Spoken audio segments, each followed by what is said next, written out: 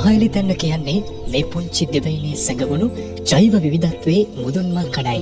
ඕටන් තැන්නට යන ඕනෑම කෙනෙකුට මේ සෑම බිම් අගලකම ඇති ජෛව විවිධත්වය අත්විඳීමට හැකියාව ලැබෙනවා. 0.05ක තරම් භූමිභාගයකයි පැතිර පවතින්නේ.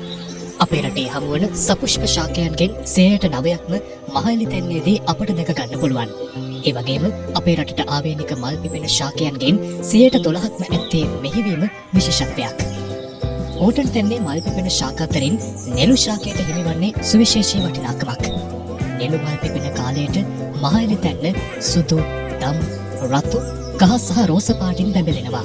එම තැන්නට දෙවියන්ගේ මල් වේල කියලා විරුදාවලියක් ලැබිලා තියෙන්නේ නෙළු මල් පිපෙන නිසා වෙනයි. මල් පිපෙන කාලයට නෙළු මල් යාය මහයලි තැන්නට පළදවපු ආභරණයක් ලෙසයි දිස්වන්නේ. මහ නෙළු වාරය ලෙස හැඳින්වෙන මෙම සංසිද්ධිය මුලින්ම වාර්තා කර ඇත්තේ ඕටන් තැන්න ජාතික වනෝද්‍යානය ලෙස හඳුන්වන මහයලි තැන්න ෆාර් බංගලාව ඉදිකරනු ලැබූ තෝමස් ෆාර් මහතා විසින් 1881 වසරේදී. ඉන්පසු මෙම ප්‍රදේශයේ අවට විවිධ නෙළු විශේෂවල මල් එකම කාලයක පිපීම සිදුවන බව ඔහු නිරීක්ෂණය කර තිබෙනවා.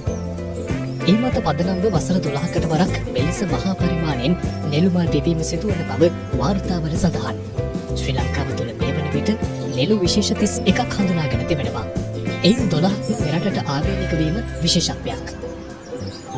මේවායින් ඇතැම් නෙළු විශේෂවල මල් පිපෙන්නේ වසර 12කට වරක්. මින් පෙර එම ප්‍රවේදයේ මල් පිපුණේ 2013 වර්ෂයේදී. ඉන් වසර 12කට පසු නැවතත් මහයලි තැන්න වසාලමින් නෙළු මල් පිපෙනු දක්නට ලැබෙනවා. මේ නෙළු අතරින් එක් විශේෂයක් පමණක් වසරක් පාසා මල් පිපෙනු දැකගත හැකියි. මේ දිනවල මහයලි තැන්න මාර්ගයේ පියනගන්නෙකුට වෙනදා නොඇසුණු බඹරි මීමැස්සන්ගේ නාදයෙන් දෙසවන් පිනවා ගත හැකියි. ඒ වගේම වසර 12කට පසු උදා වූ මේ නෙළු වසන්තය ඕටන් තැන්නේ සෑම සතෙකුටම අමුතු ප්‍රබෝධයක් ගෙනෙනවා. ඕටන් තැන්නේ නෙළු මල් අසිරිය නැරඹීමට යන ඔබ මෙන්න මේ කාරණා ටිකක් දැනගෙනම යා යුතුයි.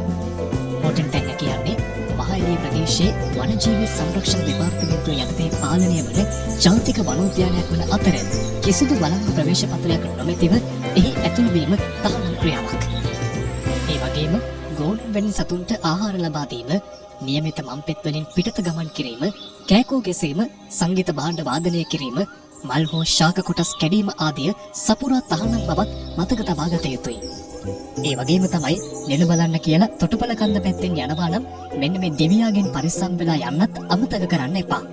නැවතත් මේ වගේ නෙළු වසන්තයක් හෝටන් තැන්නට එන්නේ 2037 දී කියලයි නෙළු පිළිබඳ පර්යේෂණයේ නියුතු වූවන් පවසන්නේ.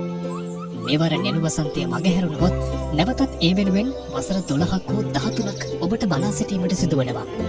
අසකාමී ඔබ සොඳුරු නෙළු මග නොහැර විදින්න ඉක්මනින්ම මහයලි තැන්නට ඒවි කියලා රූ ට්‍රැවලර් තුලින් අප බලාපොරොත්තු වෙනවා. නමුත් දෙවියන්ගේ මල් වියනේ සිරි අසිරිය විඳ ගන්න ගමන් තුරුලතා වලින් ඔබලෙන් ගෙන්න කරන නොයිදොල් සුළං රැල්ලක පහස විඳ ඔබගේ පාසටහන් පමණක් ඉදිරි කර එන්නත් අමතක කරන්න